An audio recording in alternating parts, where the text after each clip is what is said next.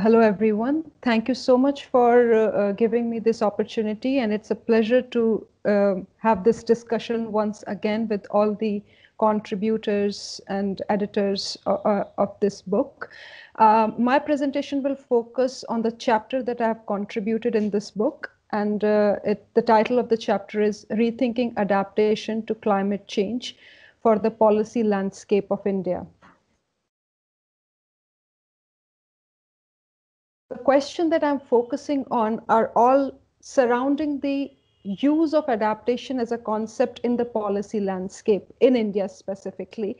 And the reason, the need for such a research is required because India, being a developing country, has been reluctant to take on mitigation targets. The argument being that it's a developing country and it needs to provide the basic necessities to most of its population and thus cannot afford to take emission caps. So for India, adaptation has been the forefront of has been at the forefront of the argument. India has made it international negotiations and conferences organized by UNFCCC. So that leads us to ask this question: how is India conceptualizing adaptation, which is at the core of its negotiations for climate change? And for that, we looked at two particular documents to begin with. One is the National Action Plan on Climate Change, also known as NAPCC, and the others are State Action Plans on Climate Change. So we quickly reviewed the state action plans and we arrived at one particular strategy that I will be discussing in this presentation. So the questions that this presentation essentially deals with are: one, how is adaptation conceptualized in the policy landscape of India? Two, which factors influence this conceptualization? Three, what are the challenges offered by such a conceptualization? And how can we inform this conceptualization in a way to improve it?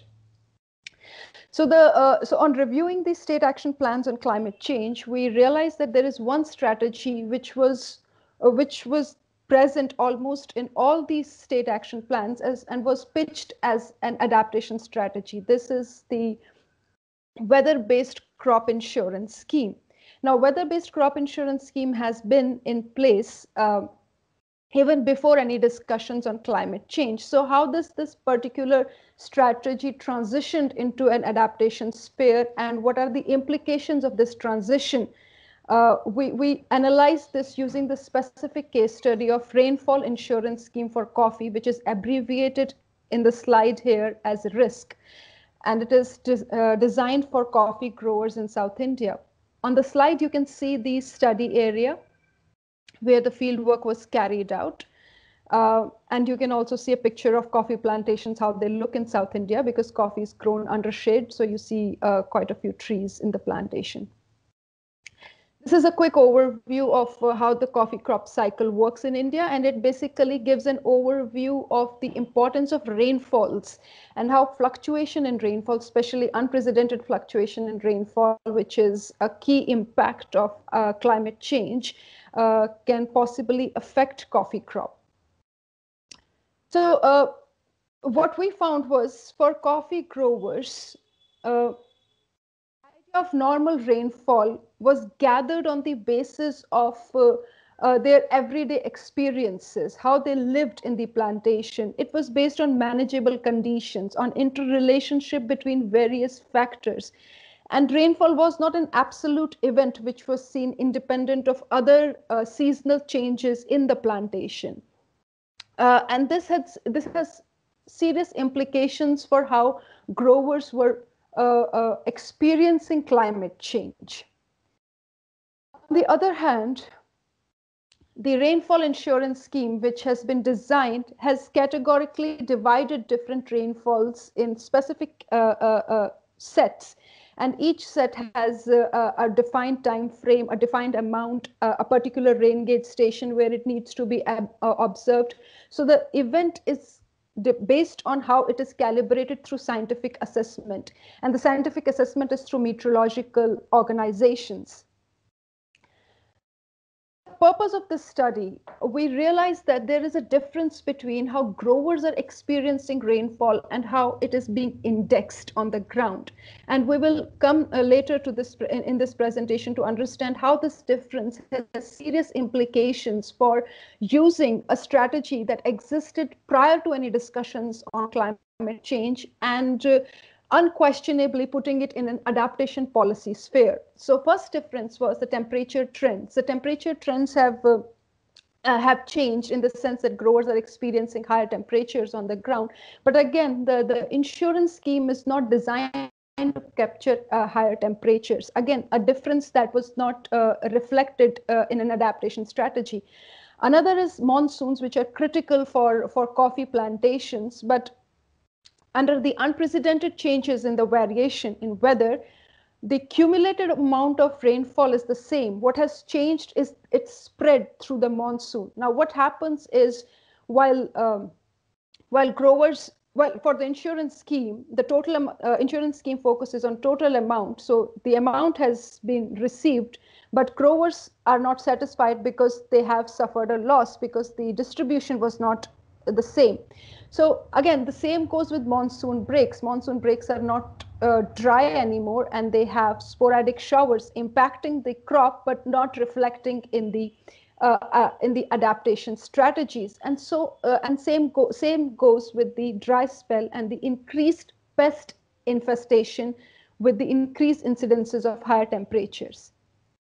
The idea, this I will like to discuss in further detail here. The idea of these differences is significant. The first being what we saw from this case study of risk and the case study of coffee growers was when it comes to choosing between when it comes to using an adaptation strategy which is designed or based on the calibrated assessment of weather, growers end up having the choice to make between their individual experience and between scientifically mediated knowledge. This division or this difference has enormous impact on how a grower decides to invest or not to invest in an adaptation strategy. And on the field, we saw that increasingly, even though growers are saying that there are unprecedented changes in weather pattern, there is a decreasing trend towards investing in the rainfall insurance strategy, which is counterintuitive. Second is, again, the separation of event from the information. The weather event has been separated from the information. The information of the rainfall does not necessarily corroborate with the experience that the grower has on the field. And this separation of event from the information is, again, a serious source of conflict for growers who have been called upon to take on adaptation strategies and are reluctant to do so. The third one is that growers argue that the incidences of unprecedented variation in weather, there is increased gap between scientific knowledge and situated perceptions. So what we see is that the larger narrative of climate change has essentially been increased greenhouse gases, increased global temperatures. Translating that for a mitigation strategy has been relatively easier, putting a cap on emissions, measuring the global temperatures. But when we translate this narrative of climate change problem for adaptation strategies, it becomes challenging. And for adaptation strategy, what we argue here is there is a need to see the climate change narrative as an issue of increasing gap between situated experience of changes in weather pattern and the scientifically calibrated assessment of it on the ground.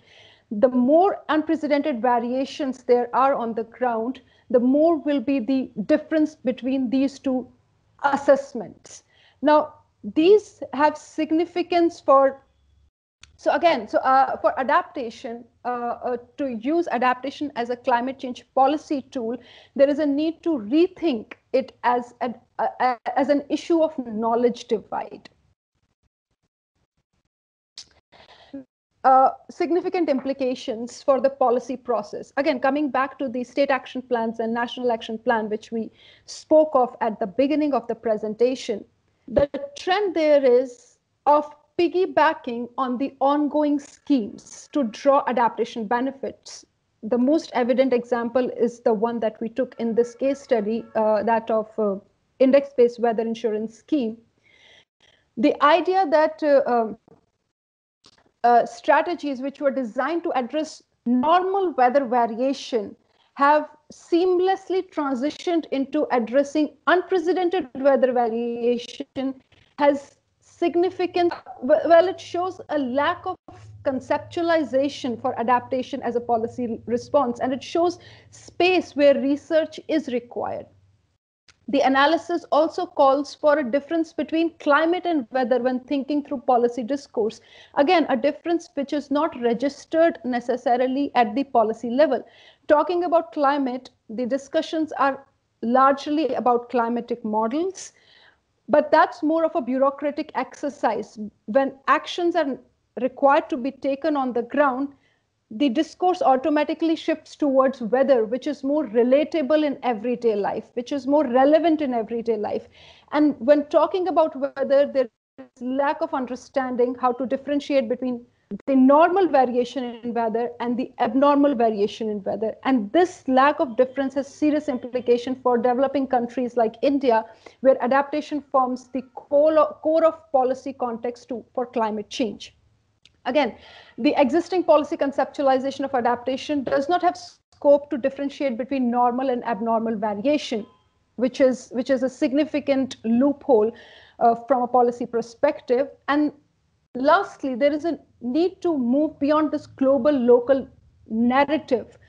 And this I say from the perspective that what we are when we engage with climate change from an adaptation perspective, we are engaging with the known narrative of climate change, which I mentioned earlier, the narrative of increased greenhouse gases, the narrative of increased global temperature. But translating this narrative for everyday action on the ground becomes challenging. And that's where adaptation policy has to show its results. And that's why there is a need to rethink climate change narrative for an adaptation issue or for adaptation policy making on the ground. And we, through this study, suggest that the climate change narrative needs to be rethought as an issue of increasing knowledge divide, how science monitors weather and how it is experienced by individual communities in a situated context.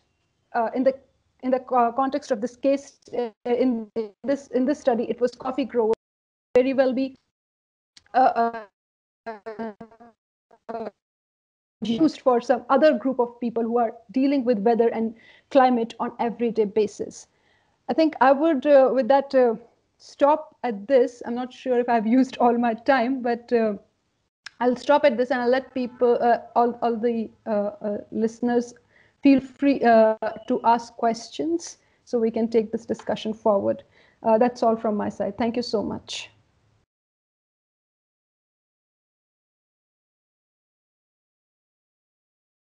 So thank you all for the hi. Hey, thank you all for the speeches. So a lot of you have talked about that the whole world is watching East Asia because apparently we are very polluted. And so I wonder whether you think there is a possibility or there's a chance that like East Asian governments would act collectively, or if there's no chance, what is the reason? Like in your mind. Thank you. Yeah, good question for cosmopolitan issue. So we collected one or two questions and we can respond to all. Okay, is there any question to? Okay, Josh. Yeah, I have a question for Sunjin. I would like to know is that, do you see me? Yeah, here? Yeah, okay. I want to know is that labor union had participated with the environmental NGOs in terms of the Green New Deal, Korea Green New Deal movement. I want to know the role of the labor union. Okay. Okay, so we will, if any question more, so no, we will respond by every author. Please, 2 minutes, okay, Sunjin? Okay, please. First, yeah, thank you for your question. Yeah, actually, they are very concerned because, I already mentioned about just the transition.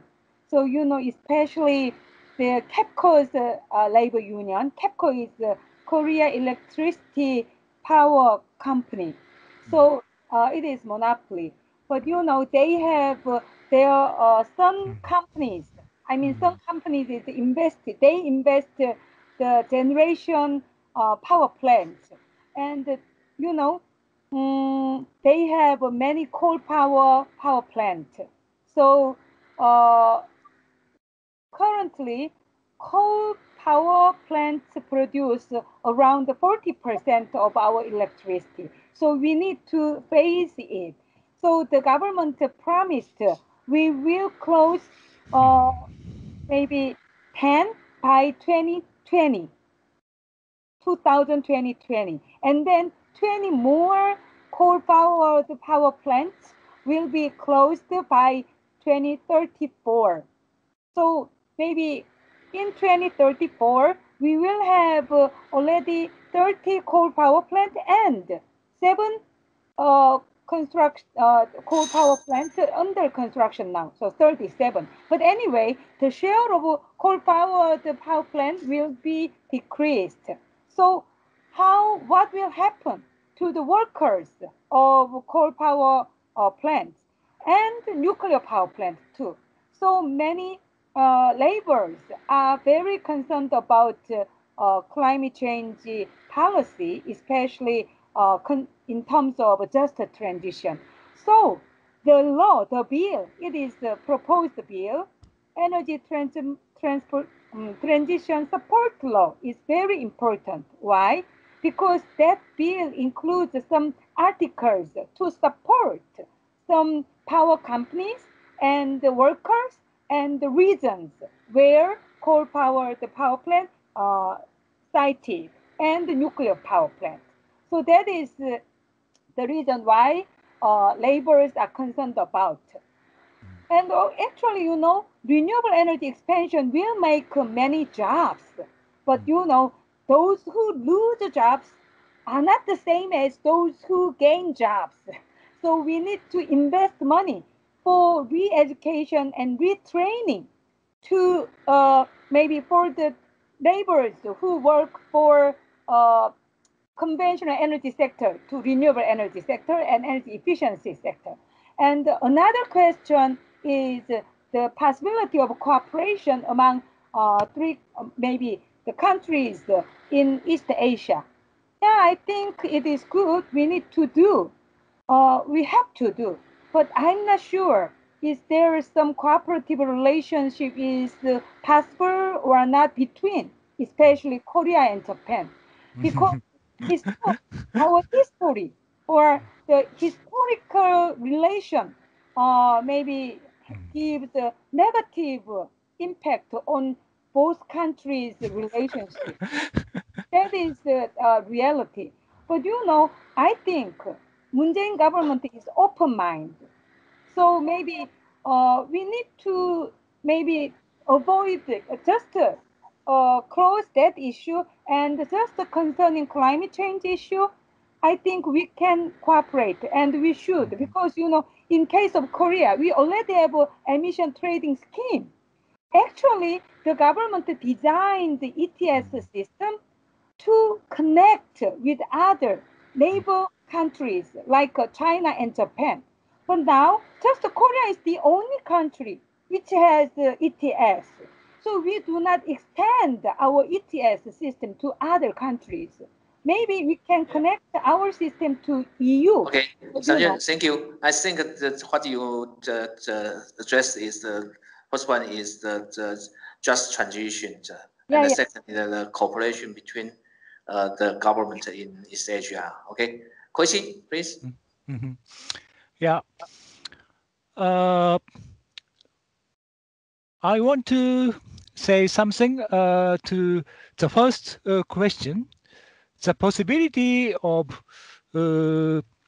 cooperation among East Asian countries.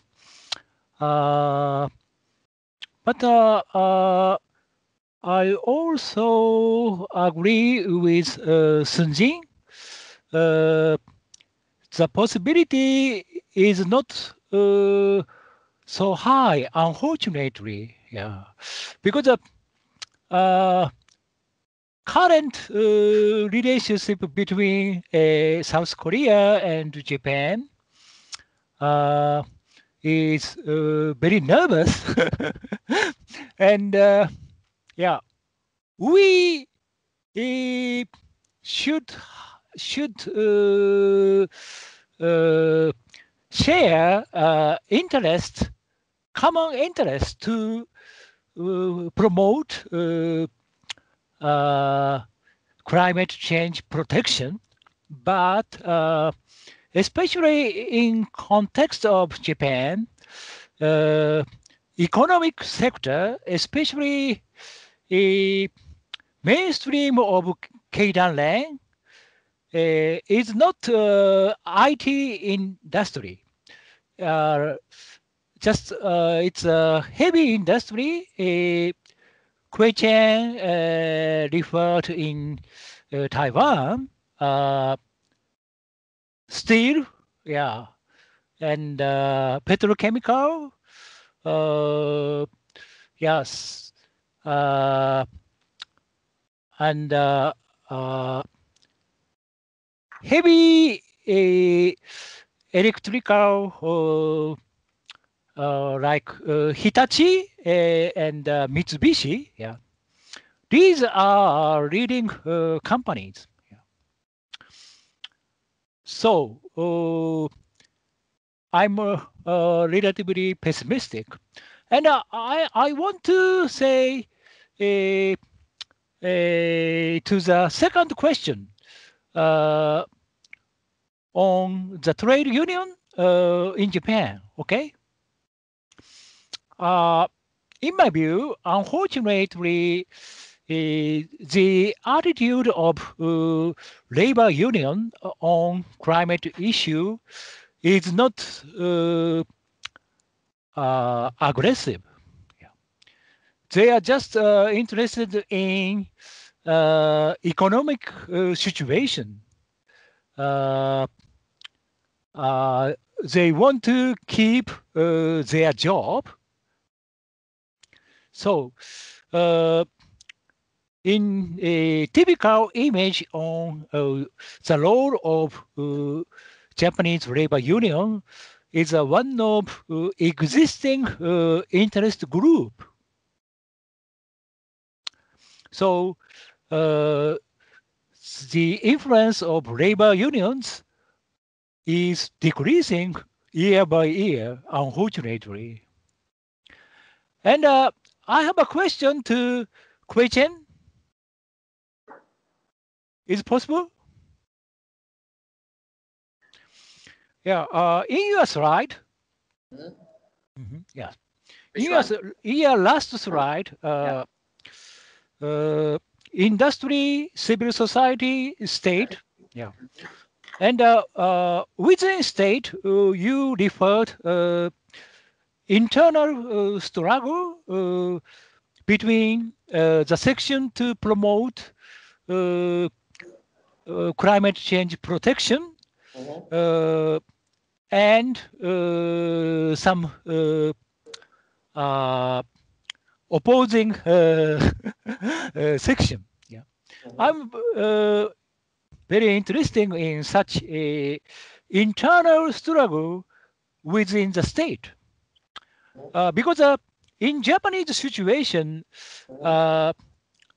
within the national government, their attitude is relatively very coherent. I don't know,